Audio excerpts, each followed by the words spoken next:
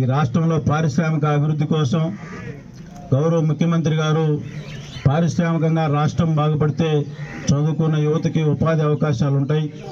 అలాగే ఉపాధి అవకాశాలు ఉంటే వాళ్ళు ఒక ఫ్యామిలీలో ఎంప్లాయ్ వస్తే ఆ ఫ్యామిలీ 2-3 సహాయ సహకారాలు అందించే పరిస్థితి ఉంటుందని చెప్పి ఈ ప్రాంతానికి బీపీసీఎల్ పరిశ్రమ కానీ, రామాయపట్నం పోర్టు కానీ, అలాగే ఈరోజు ఎండోసోల్ కార్యక్రమం ఈ ప్రాజెక్టు కానీ మన ప్రాంతానికి తీసుకొచ్చారు.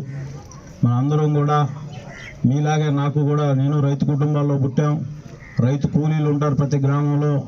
వాళ్ళందరినీ కూడా వాళ్ళ ఆలోచనలు తగ్గట్టుగా ప్రభుత్వం ముందుకు పోద్దని చెప్పి మీరందరూ కూడా ఒకసారి మంచి మనసుతో ఏవైతే గత ప్రభుత్వాల్లాగా మొండవారిపాలెం, ఆవులవారిపాలెనికి R&R కాలనీలు కట్టించారు, కానీ మౌలిక వస్తువులు కూడా కల్పించకపోతే ఈ ప్రభుత్వం వచ్చిన తర్వాత నేనే దగ్గరుండి ముఖ్యమంత్రి గారి దృష్టికి తీసుకెళ్ళి అక్కడ ఏవైతే డ్రైనేజీలు, కాలువలు పెండింగ్ ఉన్నాయో, సిమెంట్ రోడ్లు పెండింగ్ ఉన్నాయో, ఈ ప్రభుత్వం వచ్చిన తర్వాత అవన్నీ కూడా కంప్లీట్ చేసే పరిస్థితి.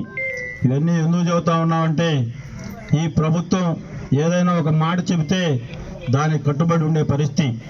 ఆ రోజు రావూరు రైతులకి గత ప్రభుత్వంలో బుల్డోజ్ చేసి 16 లక్షల రూపాయలు ఇస్తాం, మీరు కంపల్సరీగా పొలం ఇవ్వాలంటే రైతులు ఆ రోజు ఎలక్షన్లో నాకు కూడా పక్క గ్రామానికి ఎక్కువ ఇస్తున్నారు, మా గ్రామానికి తక్కువ ఇస్తున్నారని చెప్తే నేను దాన్ని గౌరవ ముఖ్యమంత్రి గారి దృష్టికి తీసుకెళ్ళంగానే తప్పకుండా కాంపన్సేషన్ పెంచుదామని చెప్పి వన్స్ పిఎన్ ఇచ్చిన తర్వాత కూడా రేట్లు పెంచిన ప్రభుత్వం తెలుగుదేశం పార్టీ ప్రభుత్వం.